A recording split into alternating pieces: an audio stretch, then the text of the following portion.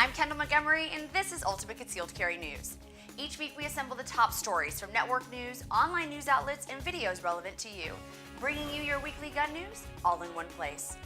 In light of the past week's tragic shootings involving children, we at Ultimate Concealed Carry News will be dedicating this entire newscast to the issue of kids and guns, and what is currently being done to prevent future tragedies, and how we as the gun community respond. This past week, a student at Sparks Middle School in Nevada opened fire on his classmates, injuring 2. Ex-military veteran Mike Lansbury attempted to talk the shooter down. Unfortunately, the 12-year-old shot and killed the heroic teacher and then turned the gun on himself. In Chino, California, a student pulled the trigger on an AR-15 that was locked and mounted to a police motorcycle. The incident took place during a school assembly, and according to police, the mount holding the rifle had several fail-safes, including the metal plate that caused the bullet to disintegrate when discharged. Then in Santa Rosa, California, a 13-year-old boy, Andy Lopez, was shot and killed by one of 2 Sonoma County Sheriff's deputies after the deputies mistakenly thought the toy rifle he was carrying was a real assault weapon. During a Wednesday afternoon news conference, police displayed a real assault weapon and the airsoft carried by the teen to demonstrate how difficult it is to tell them apart. And in Washington, a middle school boy was arrested Wednesday and faces attempted murder charges after he brought 400 rounds of ammunition, multiple knives, and a .22 caliber handgun to his school. The boy's mother alerted the school that morning, saying her son had taken some kitchen knives, which prompted school authorities to investigate.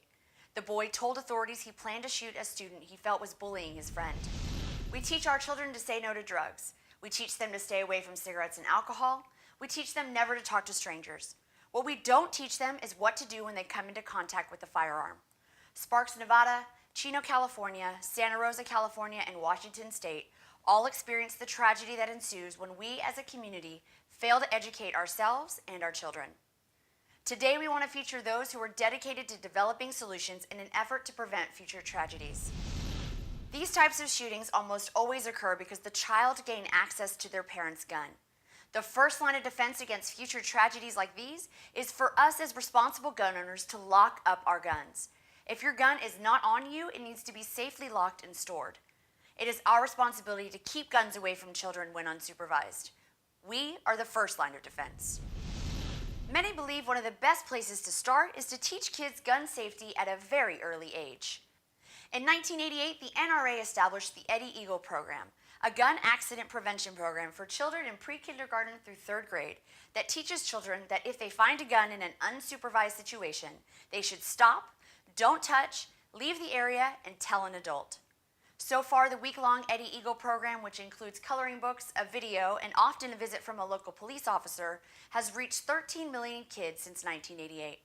And in the past 2 years, Wisconsin, Oregon, and New York state legislatures have tried to pass bills that would have made Eddie Eagle a mandatory part of the school curriculum. None of the bills were successful. In January, following the Newtown tragedy, the NRA introduced its National School Shield program that would furnish every school in America, regardless of size or grade level, with trained armed security that can provide the first line of deterrence as well as the last line of defense. Program Director and former Congressman Asa Hutchinson explains the key components of the program.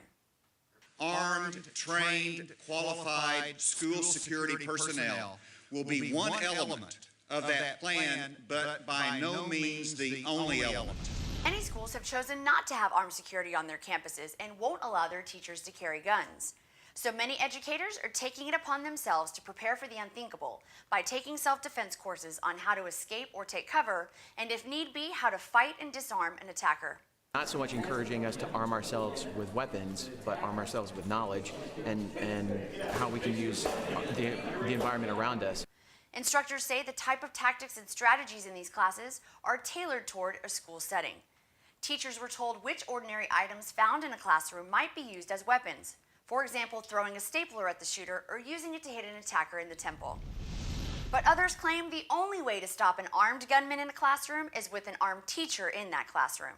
Teachers across America are flocking to gun training classes to learn how to use a firearm in order to protect themselves and their students. I think that it's important for me to get prepared in case I ever do have to defend myself or my students. Texas law allows concealed weapons in schools with the district's permission. Herald Independent School District in Herald, Texas, encourages its teachers to arm themselves. Teachers and administrators here carry concealed handguns. They won't say how many faculty members are armed. They get extra training, but the district would not give us details. Harold Superintendent says allowing firearms into the school will dissuade anyone who wants to hurt the kids, and that's the bottom line. So what is the best solution and where do we start? The good news is there are solutions. There are things we can do as responsible gun owners to help educate and prevent these types of tragedies. So be a part of the debate. Post your thoughts on the matter or click here. I'm Kendall Montgomery. Thank you for watching and see you next week. Stay connected. Subscribe to our YouTube channel, like us on Facebook, and follow us on Twitter.